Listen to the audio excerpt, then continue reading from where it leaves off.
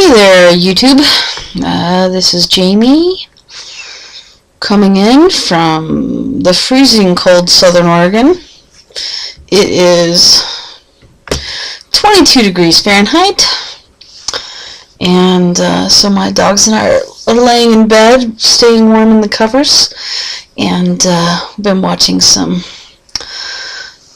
your YouTube videos.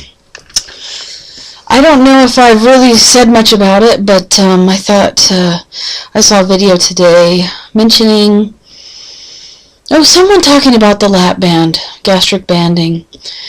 Not someone that had it, but someone who was inferring they knew a little bit about it, or not necessarily saying they knew everything about it, but I guess I've never really shared all of my experiences with it, and so I thought I might tonight. I've had it for 4.5 years now inside of me. How it worked was, I didn't have insurance that would cover it, and I had money in a retirement account that I ended up taking out stupidly. Just so you know out there, people, I'm an accountant. And taking out retirement for anything is a bad idea. Leave it there. You need it later. Plus, in bankruptcy, unless you do something really bad and illegal, they can't touch it. So keep it there. Bills less important than retirement. So anyway, back to my story. So my sister went to a seminar with me, and they make it sound amazing. This is going to be the change all. You listen to people who've had it done, and you think, wow, this is it. I can make this sacrifice. I can do this. And so you go through and take a class. They talk about how you'll be eating, and you go and see. Oh, I'm not getting enough oxygen. They go and you go talk to a counselor, and I already knew who this counselor was. I've already known her. You talk to her, and she makes sure that you are of sound mind, and they say, okay, we think you're okay. So then you schedule your surgery. And so mine was going to be, my sister got married that Saturday, and I was scheduled for surgery that Monday. And it's an overnight, stay in one night, make sure you're okay after you have surgery, and then you get to go home. And the first week, you don't get to eat anything. You get to drink some clear liquids. That's about it. But actually, oddly enough, you're not hungry. So I lost 23 pounds the first week. Talk about an amazing feat, right? I guess not eating, though. That's kind of what happens. And a lot of it's water weight.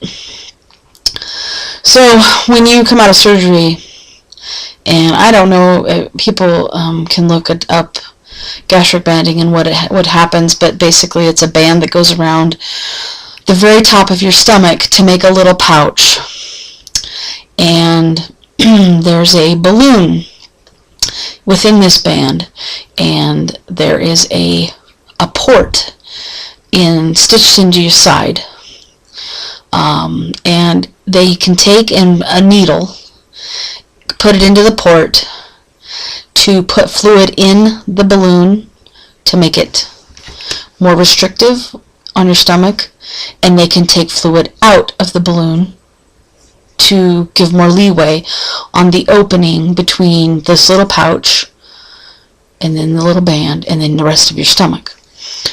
And so when you first get surgery, there's no liquid in the little balloon part. It's just on your stomach, and it still is restricted. There's still something around your stomach, but it is not snug.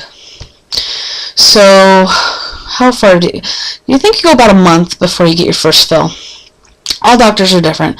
All doctors have a different diet that they tell you to follow at the beginning. Our first week was clear liquids.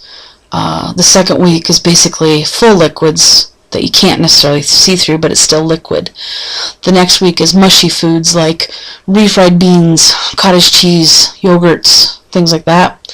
And then the fourth week, you actually get to move into food.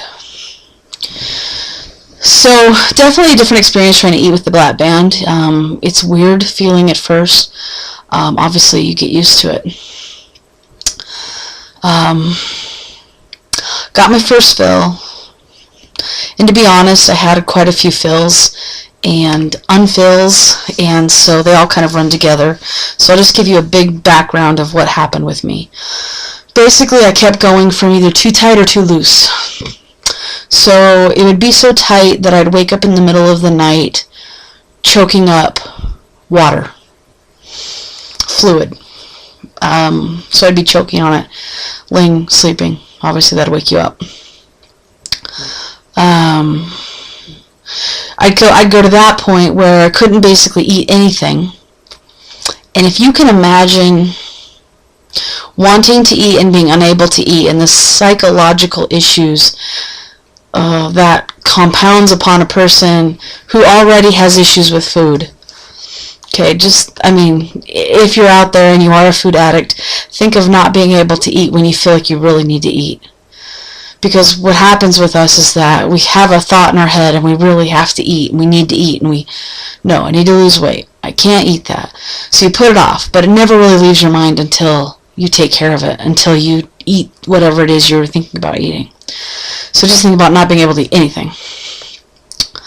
So then you'd take a little bit out and I could eat a whole bunch.